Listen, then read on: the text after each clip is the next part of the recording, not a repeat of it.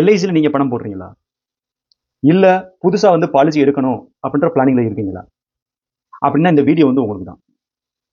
LIC அப்படின்றது என்ன அப்படின்னா, நம்ம எல்லாரும் என்ன நினைக்கிறோம் அப்படின்னா வந்து அது வந்து ஒரு நான் ப்ராஃபிட் ஆர்கனைசேஷன் அப்படின்ற மாதிரி நினைக்கிறோம். ஆனா அது கிடையாது.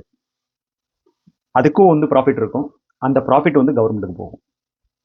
இப்ப எல்ஐசின்றது எப்படி அப்படின்னா, நம்ம வீட்டில் எல்லாத்துக்கும் வந்து அம்மா அப்பா இருக்க மாதிரி எல்ஐசி எல்லாரோட வீட்லயும் இருக்கும். அது வந்து ஒரு உடன்பிறவா சகோதரர் மாதிரி. எல்லார் வீட்லயும் அது காமனா இருக்கும். ஏன்னா வந்து நம்ம வந்து பிறந்தோம் அப்படின்னா அவன் பேர்ல வந்து ஒரு எல்ஐசி பாலிசி, கொஞ்சம் ரிட்டையர் ஆகிற மாதிரி இருக்கணும் அப்படின்னா ஒரு ரிட்டையர்மெண்ட் பாலிசி அப்படின்னு சொல்லி போடுறோம். ஸோ எல்லாருடைய வீட்லையுமே வந்து எல்ஐசின்றது வந்து ஒரு காமனான ப்ராடக்ட்.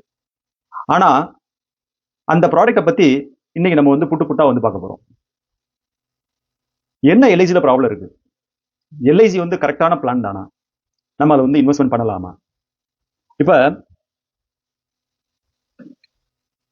எல்ஐசி பாத்தீங்க அப்படின்னா, எல்ஐசி வந்து ஒரு listed company. Life insurance corporation of India வந்து ஒரு லிஸ்டட் கம்பெனி. இப்போ அதனுடைய ஸ்டாக் பிரைஸ் பாத்தீங்க அப்படின்னா, ஸ்டாக் பிரைஸ் பார்க்க வேண்டிய அவசியம் கிடையாது. இப்போ நம்ம நேரா வந்து அவங்களுடைய ப்ராஃபிட் பார்ப்போம். 2025ல வந்து அவங்களுடைய ப்ராஃபிட் வந்து 48,320 crore. 2024ல அவங்களுடைய ப்ராஃபிட் வந்து 40,916 crore. அப்ப இந்த ப்ராஃபிட்லாம் எங்க இருந்து வருதுன்னு நினைக்கிறீங்க?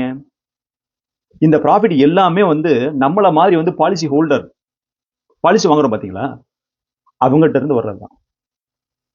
இப்ப இந்த ப்ராஃபிட் வந்து என்ன ஆகும் அப்படின்னா டிவிடெண்டா வந்து டிஸ்ட்ரிபியூட் பண்ணுவாங்க. யாருக்கு?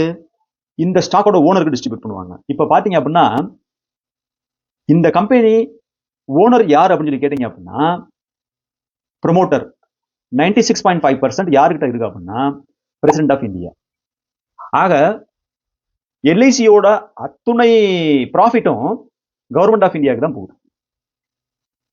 க்ளோஸ் டு 50,000 crore வந்து கவர்மெண்ட் போகுது. இந்த ப்ராஃபிட் வந்து எல்ஐசி ஏஜென்ட்டோட கமிஷன் இன்க்ளூடட் கிடையாது, அதை தவிர.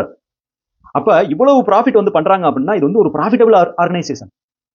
இப்ப நம்ம வந்து நம்பிக்கை அப்படின்னு சொல்லி எவ்வளவோ மக்கள், இப்ப நீங்க வில்லேஜ் எல்லாம் போனீங்க அப்படின்னா எவ்வளவோ மக்கள் வந்து எல்ஐசி சொல்லி எல்ஐசி தான் இன்வெஸ்ட்மெண்ட் பண்றோம்.